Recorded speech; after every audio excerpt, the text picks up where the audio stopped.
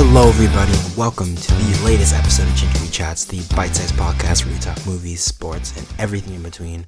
I am your host, Matthew Chin-Quee, and this week has been really slow in the movie world and a lot of the sports world. I mean, MLB is they're in the full swing of their season, but they're kind of just going through the motions right now. Nothing big has happened. Trade deadline's passed. All-Star game has passed. We're kind of in the middle point between where the really important games are in September and the early games of the playoffs are. So kind of just in that kind of awkward area. So this week isn't really going to have any one big particular topic. I was going to do something about Canadian actors because I thought that The Hitman's Bodyguard was coming out. So in honor of Ryan Reynolds, I think it was going to do something on Canadian actors, but that actually is coming out next week. And this week we have Annabelle Creation, Glass Castle, Nut Job 2, and one Annabelle Creation is a horror movie, and it has dolls, so you guys know I'm not touching that with a 10-foot pole. Glass Castle I haven't had a chance to see yet, and there's not much else I can talk about. And the Nut Job 2, which, I'm sorry, because I found out that's a Canadian invention that came from Canadian studios. So on behalf of Canada, I'd like to apologize for that film series and that film studio. But so I think this episode I'm just gonna shoot the shit.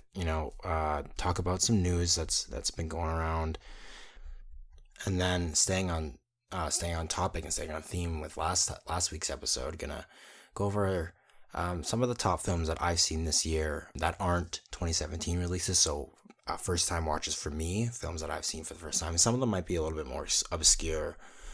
Some of them are some pretty big films and pretty big blind spots in my film viewing experience, but some of them are films that I hadn't even heard of before, so I'd like to talk about those, give them a little bit of spotlight. But without any further ado, let's get right into the cinema chat.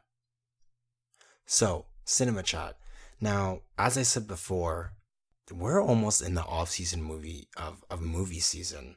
We're in full blockbuster mode, and as of the past week, we haven't gotten much big news. There has been news here and there, but we're just past Comic-Con, we're just past D23, we're right before New York Comic-Con, we're right before TIFF, we're right before big Oscar season, so it seems right now that there's not much news floating around. As you guys may know, I write for schmozno.com and we cover news, and over the last week we've had 7 articles, and normally we have a team of like 8 writers, and we're each supposed to write 2 articles a week, and that is nowhere near what we're supposed to match, just because there hasn't been much news. It's been pretty quiet for almost the last 2 weeks. It's been the news has been pretty scarce. We're waiting for TV seasons to kick off. We're waiting for Game of Thrones to end. We're waiting for all that other stuff that I mentioned before. But there are a few bits and pieces of news that I would like to talk about. The biggest one is probably just over the past day. I think it was actually yesterday that we found. Well, yesterday as I'm recording on Friday, so on Thursday, that we found out that Riz Ahmed from Nightcrawler, from Star Wars, Rogue One, the big British actor who auditioned for Aladdin and so on. He's a big British actor. He's a rapper as well. He's in talks to join Venom. And if you guys don't know, Venom is a film that's produced by Sony. It's a Spider-Man spinoff, but hasn't necessarily been overtly connected or outright said it's connected to the current Spider-Man that's going on right now. If it's connected to one of the previous Spider-Mans, that wouldn't make much sense. But the continuity of this universe is really, really up in the air, and personally, I still don't understand the point of this universe, other than the fact that Sony wants to capitalize on this quote-unquote edgy, dark and gritty tone of comic books that really seems to have faded away, because they really do want to make this one R. Who knows, they could make something great out of it. But it was announced a few months ago, Tom Hardy was signed on to play Venom. We're not sure which incarnation of it, and I don't pretend to be an expert. I've said before that I'm more of a DC Comics reader, so I'm not 100% sure as to who all the incarnations of Venom. All I know is Eddie Brock for Spider-Man 3, which I actually don't think is all that bad, but most people do. Anyways, yeah. So Riz Ahmed is being tapped to join Venom now. If this film is going to be led by Venom, and this could maybe be in the anti-hero version with Flash Thompson, with Tom Hardy playing Flash Thompson, a lot of people are speculating that Riz Ahmed could play Carnage. Carnage is kind of like an eviler version of Venom, from what I understand. He's someone who's infected by the symbiote, the alien thing that gives you powers or whatever, and this guy is actually a serial killer. So he's really bad, and he goes out and tries to kill people, and he's like the ultra uber bad version of Carnage. And I'm sure people who are super big Marvel fans are pulling their hair out right now, but that's about the extension of my knowledge of that side of the Spider-Man universe, of that side of the Marvel universe, just from a layman's point of view. But if we're talking about Riz Ahmed joining this universe, they've already got Tom Hardy involved. Now, the producers behind it, I believe Amy Pascal is still on, and that doesn't 100% give me a lot of confidence. But signing Tom Hardy is one hell of a step, and signing Riz Ahmed is another one. But this guy is rumored for everything. He was rumored for Aladdin before. He pops up in so many different things, and when he was finally in one of those big blockbusters, Star Wars Rogue One, he didn't get much to do, and now that may have been an issue of cutting characters storylines, or just the whole corporate Disney machine cutting a lot of Rogue One. We heard a lot of the extensive reshoots and rewrites on the films, of how the film was reworked. You even saw it reflected in the trailers. So maybe he was cut from the film. Bodhi's character was cut, but Riz Ahmed, he's really talented. You could see it in Nightcrawler, and you can see not only how talented he is on screen acting. He's a talented rapper, and he is someone who is very active in using his fame to kind of spread a message about how he believes in diversity in the film industry, and giving actors such as him, Middle Eastern actors, a chance, not just to take the terrorist roles or whatever, and kind of get more roles. So I think this could be really cool, getting Riz Ahmed, but I think they did just say it was initial talks. He's not officially signed on, so we'll see from there.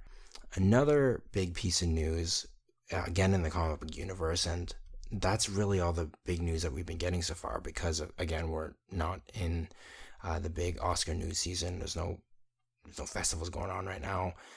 Is the first look at Josh Brolin's Cable in Deadpool 2. Now, a week ago we got Zazie Beetz first look as Domino in that.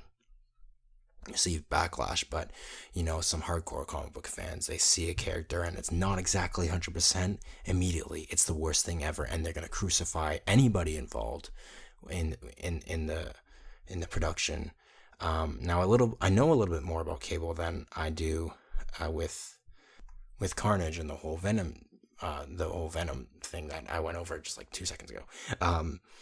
So I think Josh Brolin looks really cool. I think it's really funny that Anthony and Joe Russo just announced that they were starting production on Infinity War 2, which I'm assuming is going to have Thanos. I think it'll be a big twist if it doesn't have Thanos. I don't understand how exactly they can create a second one, a part 2 to Infinity War without having Thanos, but we'll have to see the part 1 first. But I'm not sure if Josh Brolin is still filming Deadpool 2 right now, or if that's wrapped production. Now he's moved on to Avengers Infinity War, or Avengers 4 more properly. But that guy must be a busy man, but he looks great. We saw around in March or April, we saw some concept art that had Brad Pitt as Cable, and the pictures here looks like they really stuck to the whole general aesthetic. It's a little bit more realistic in the way that Deadpool was. I mean, as realistic as Deadpool can be, a guy who gets shot in the face multiple times and just heals and laughs about it and makes a joke about it. But He looks like he's from a future that is really shitty because Cable is a time traveler. But part of me, I can't help but feel a little bit disappointed that they actually didn't cast Keira Knightley. I think that would have been really funny if they kind of they banked or they put their money where their mouth is from the post credit scene where Deadpool suggested that they bring Keira Knightley on, because I seriously think she could have made a great Cable, and I think that would have been really funny, but that was probably just a joke. So, comic book fans, I talked about them 2 seconds ago with Domino. They would lose their minds. Some of these hardcore comic book fans, I'm not grouping all comic book fans together, but they would lose their minds if they saw Keira Knightley as Cable, as their beloved Nathan Summers. But that's honestly about it for big news. Now, just earlier today, I just read some headlines. I haven't had time to really do much research into it, about the Justice League reshoots and how some of it has been extensively changed. And I don't really want to talk about that because I'm pretty tired of just talking about reshoots altogether for any movie. They're routine. They happen with every single film, every single blockbuster. I don't know why people still keep making deals a big deal out of it. What's a bigger deal is the fact that Henry Cavill keeps hashtagging his mustache and talking about how the fact that he has his mustache. I don't know what the report came out, the fact that they had to CGI his mustache out for Superman. I say give Superman a mustache. That'll be funny. I just want to see people lose their minds, see what happens if he has a mustache. Let's swap out the mullet for the mustache. Let's see about that. Let's see what happens with that. Yeah. In terms of happy, optimistic news, that's about it for this week, for almost the past 2 weeks. So now I just want to talk about some of my favorite first-time watches that I've seen this year. Now, as some of you may know, I have only really gotten big into film in the last 4 years almost now. So I have a lot of gaps in my film viewing experience. There are a lot of great films, a lot of classic films that I haven't seen. So every year I use Letterboxd, which is a social media site for film fans, for logging films. You can write reviews, you can create lists and whatnot. And I log all my films, and I've kept track of all the new films I've seen this year. And this year I've seen 76 so far, 76 new films that weren't 2017 films, films that I haven't seen, so new to me. And this year I'm a little bit behind of what I wanted to do last year. I think I did around 150 last year. So I'm a little bit behind, but who knows? School's coming up and I'll do anything not to study or go to class. So I'll probably end up watching a little bit more. But anyways, there are a lot of films on this list that when I saw them, I was like, why haven't I seen this yet? Because this film is automatically in my top 30, top 25 of all time. And then the biggest one of that, my number one of this list so far, is When Harry Met Sally. And many people may have seen this film. Many people may know the iconic deli scene where Meg Ryan, she was a treasure. Meg Ryan was incredible back in the day. But anyways, When Harry Met Sally, it's a beautiful rom-com that it's at times it's kind of cheesy, and it's a really classic rom-com film. So if you watch it, you know all the tropes that have been brought on ever since it was released, with all the shitty rom-coms out today. Because this movie is almost 30 years old. Holy crap, this movie's almost 30 years old. In 2 years, it'll be 30 years old.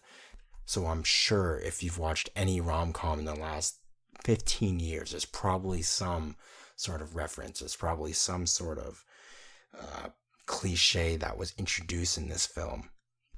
From the best friends of the main characters falling in love and marrying before the actual main characters who have been in love with each other the whole time, sort of thing. That's all been played out a lot nowadays. But if you go into this film with a mindset that, I know, you kind of try to forget all the cliches and trying to remember that this was one of the films that started a lot of the cliches, then I think you'll really enjoy this as much as me, because it, quite frankly, like, bottom line, it's a beautiful love story. The chemistry between Billy Crystal and Meg Ryan is ridiculous.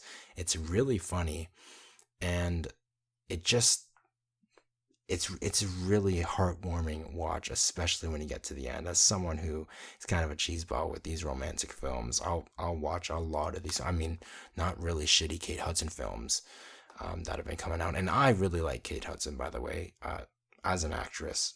Almost Famous is one of my favorite movies. She should really start doing some good movies again. But those McConaughey movies before the McConaissance, those really bad romantic movies, I won't watch. Nicholas Sparks sort of things, but the cheesy ones that know they're cheesy, I really like those ones. And Harry Met Sally is the ultimate one, the one that started it all.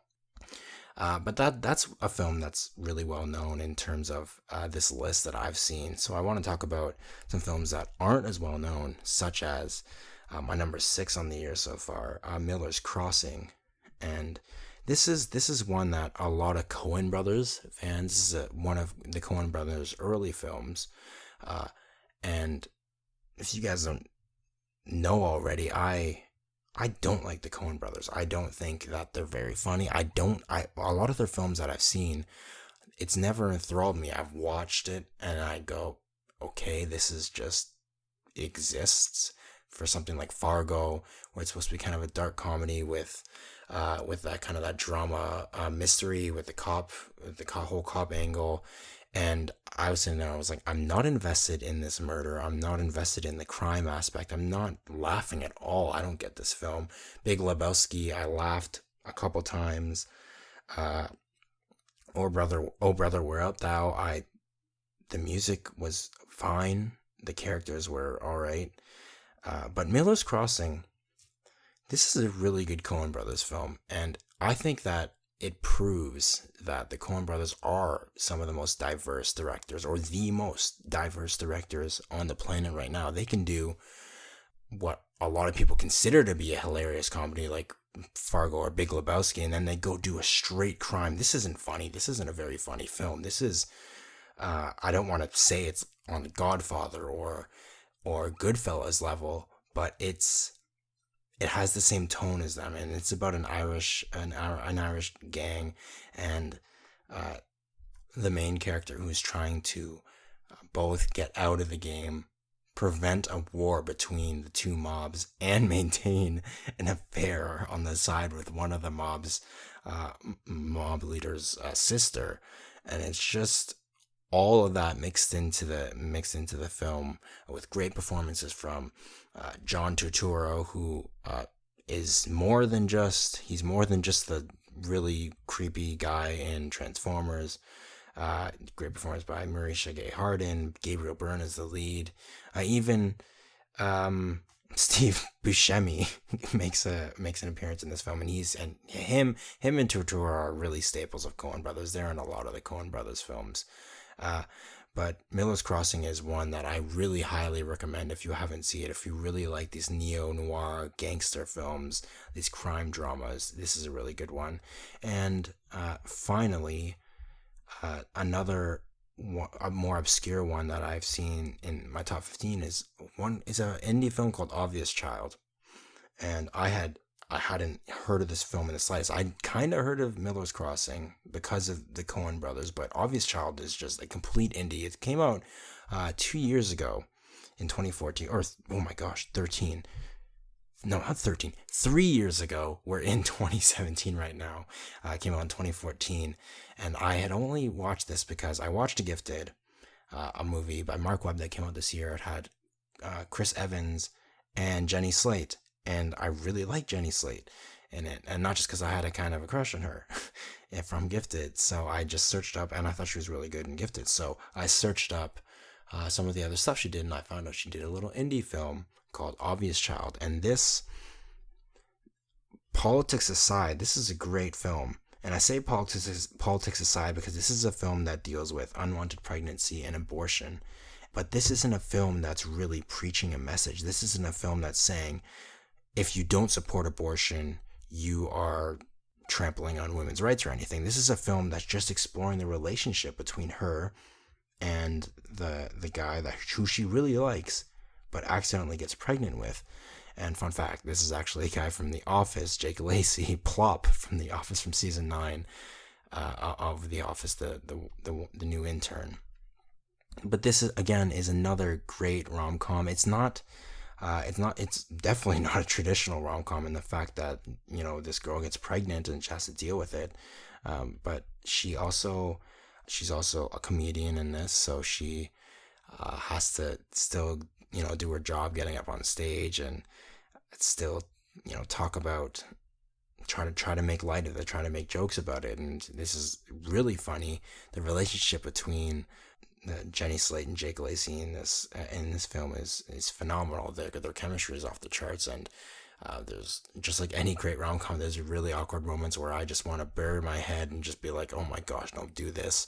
And there's really great moments where I'm sitting there and my stupid cheesy heart is like, I love this film. And it's also a great message. It's very matter of fact. It's not overtly political, and even though I may not necessarily agree with some of the decisions made in this film, it is very respectful on the subject, on a subject that is very touchy, and on a subject that is very hot. That is a very hot topic in today's society. So if I had to pick some of the top 3 films that I've seen this year so far, that'd be When Harry Met Sally, Miller's Crossing, and Obvious Child. Now, there are tons more films on this list that I haven't talked about. So now, if there's another slow week, I'll probably come back to this list and just cherry pick some films that I think I would love to recommend to people who maybe haven't seen them or just love to talk about, because I really like a lot of these films that I've seen. I could also go to the bottom of the list and talk about some of the really bad films that I haven't seen, like Turkish Star Wars. I can't believe I sat through that.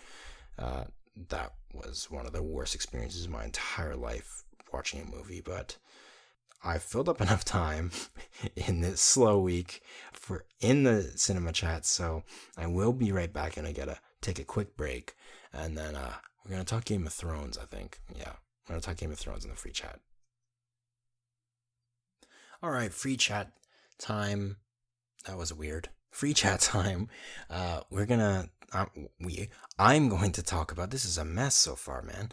I'm going to talk about Game of Thrones and the whole series again. Now, I did do a little preview for that a few weeks ago when the season had just started, but now we are halfway through the season. We are 4 episodes in. Tomorrow, when this is going out, the 5th episode will be released tonight. And then they're only 2 episodes away, because this is a shortened season. Now that bums me out a little bit that it is a shortened season, because the season has been so good so far. But it is completely worth it for the CGI, for the budget that they get to reallocate into this.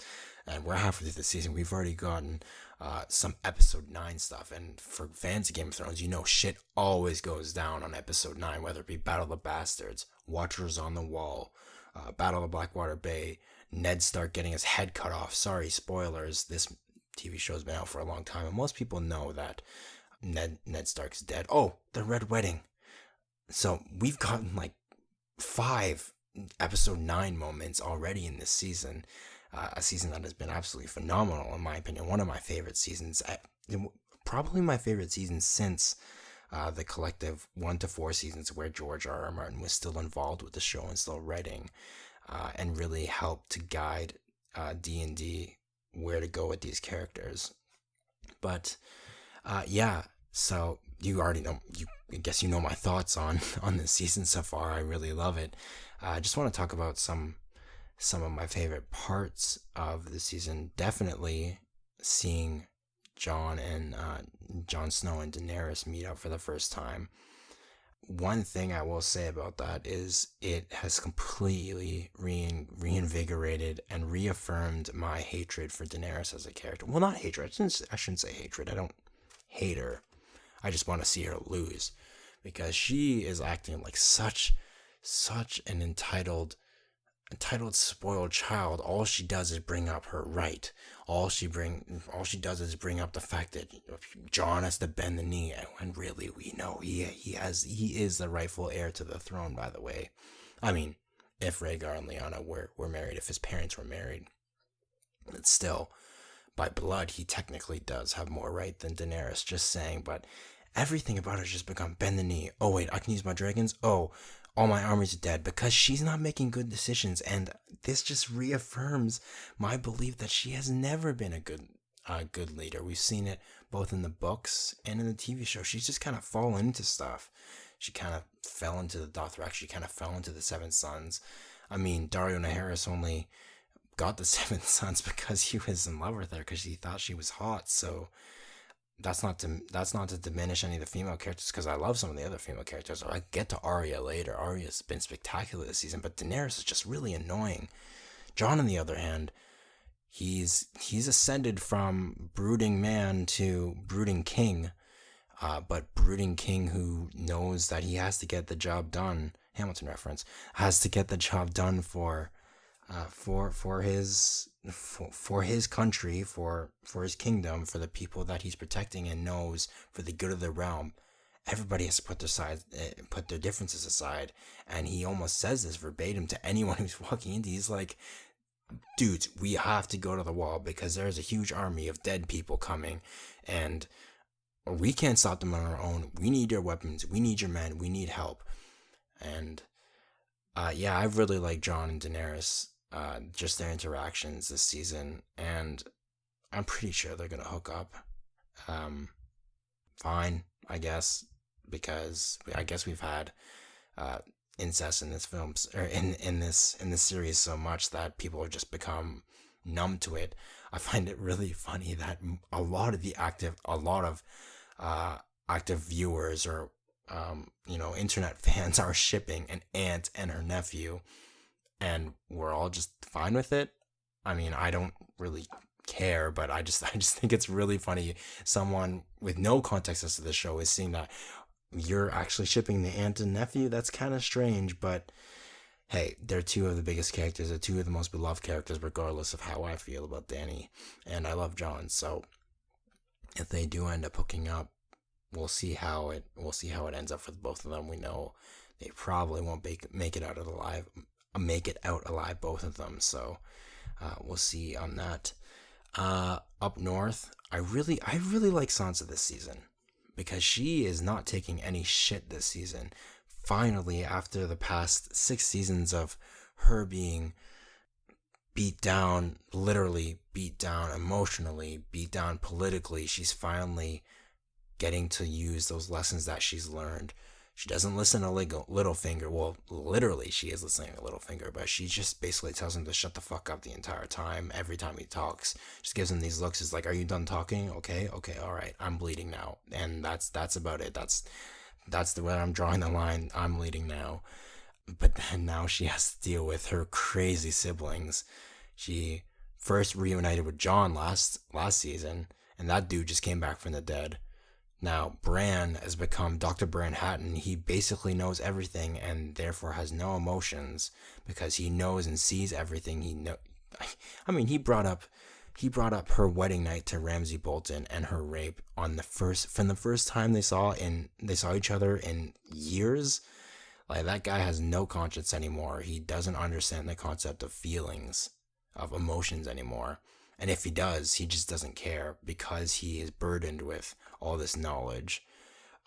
And then to round it out, Sansa has this assassin little sister who was always a little bit of tomboy, but she was still just a little sister. And now all of a sudden she's taking on one of the biggest fighters she knows, Brienne of Tarth, and beating or drawing. That's got to be a shock to Sansa.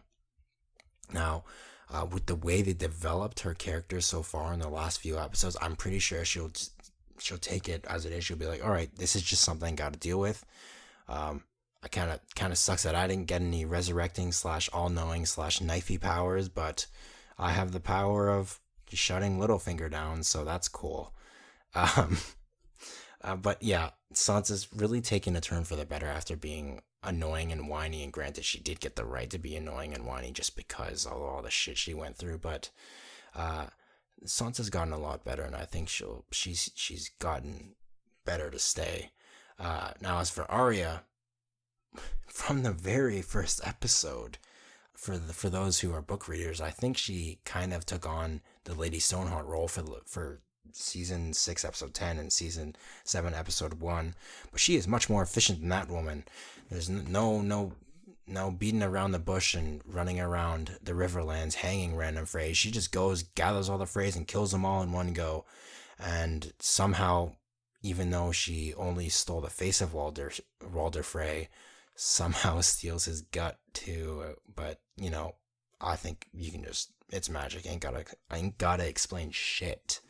So Arya's been really cool. I really like her transition from almost a cold-blooded killer, a brainless killer, someone who's out to kill Cersei, and then my boy Hot Pie, Azor Hot Pie comes back, the prince that was promised, the greatest character that will ever be in the world of Ice and Fire. Hot Pie comes back and kind of knocks her back down to earth because he is the moral compass of everybody. But Hot Pie comes back and he's like, yo, you can go back home, She's like, should I go kill Cersei or should I go back home? And ultimately she chooses to go back home. And now she's reunited with her family again. And even though she's kind of a cold, hard assassin, she still has a pretty emotional reunion with Sansa. They're still kind of, quipping with each other and picking at each other, but they're siblings, and that's what siblings do. And I really love the fact that they're just really fleshing out their relationship. And finally, speaking of relationships, Jaime Lannister. I haven't exactly been happy with what he's done in the show ever since he came back with Brienne, because as someone who's read the books and someone who's such a big fan of Jaime's arc, because he's introduced as this egotistical, almost frat boy kind of character who has gotten everything in his life, and then when he's with Brienne, you see that stripped down. He's really just a guy who, he does care for people. He cares for the good of the realm. That's the only reason why he killed the Mad King, because he wanted to save the citizens of King's Landing. And at his heart, he's a good guy who's been thrown into some shitty circumstances. This season, you're starting to see it. Cersei is basically forcing herself upon him. He's not 100% sure how much he wants to be with her. He loves her, but sometimes that's love. Sometimes you start to ignore the bad things. I mean, when people point out, it's like the glass shattering. You're like, oh shit, she is kind of crazy. She did blow up an entire sept and kill half of the noble men and women in King's Landing. Maybe she is kind of bad, and it took Olenna Tyrell knocking her back to earth and Daenerys swooping in with Drogon to kind of be like, what am I doing? And in this past episode, the episode that just aired, episode 4, where we saw the Fields of Fire Part 2 with Drogon and Jaime's charge, I've seen a lot of fan edits, and I've seen a lot of just discussion about how this parallels the fact that he killed Daenerys' father, and he sees that he has almost PTSD flashbacks, the fact that she's burning everything, and he was only talking about burning people, and he's like, no matter what the cost, no matter how much of an idiot he is, that direct quote from his brother Tyrion, he has to go and stop, and he's willing to give his life. And I think that's the mark of a really great character. He might not be a great person, but he's a really great character. And they're finally, I don't want to say finally because I might jinx it, but they're looking like they may be joining up the book Jaime with the movie with the TV Jaime, because book Jaime starts to veer away from Cersei and becomes a much more noble person than in the show. And that's not saying that TV show Jaime hasn't been noble, because he has had his moments, but it looks like they might be going to that path. But anyways, we'll see where it goes. By the end of the season, maybe he'll be fucking Cersei again on somebody else's corpse. Oh, that was a weird scene. I'm rewatching Game of Thrones, and I do not like that scene at all. But anyways, that's about it. that's all I have for this week. Just another solo kind of really chill episode week, because there really hasn't been anything.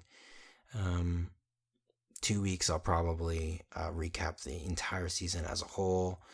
Not sure if I'm gonna have a guest next week, but as it is another slow week, unless big news pops out.